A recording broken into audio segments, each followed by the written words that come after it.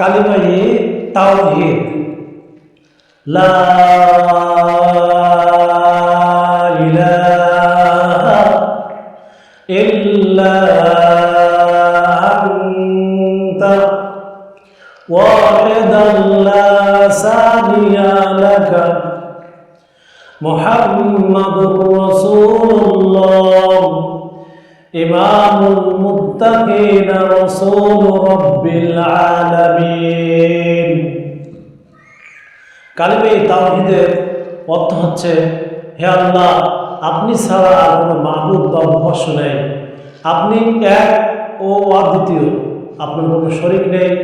হযরত মুহাম্মদ রাসূলুল্লাহ সাল্লাল্লাহু আলাইহি ওয়াসাল্লাম আল্লাহর রাসূল, তিনি মুত্তাকিনের ইমাম ও বিশ্ব জগৎ সমূহের রাসূল। কালিমায়ে তানজিল লা ইলাহা ইল্লা আনতা নূরান ইয়াহদি আল্লাহু লিনূরিহি মান ইয়াশা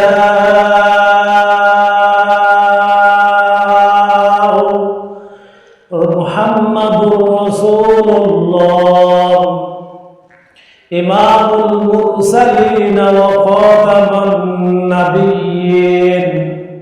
কালিমায়ে তামজিদের অর্থ হচ্ছে, হে আল্লাহ, আপনি ছাড়া আর কোনো মাবুদ বা উপাস্য নেই, আপনি যাকে আপনি জ্যোতিময় বা আপনি নিজে হচ্ছে আলোকময়, আপনি যাকে ইচ্ছা তাকে আপনি আপনার নূর বা আলো দ্বারা হিদায়াতের পথ দেখান।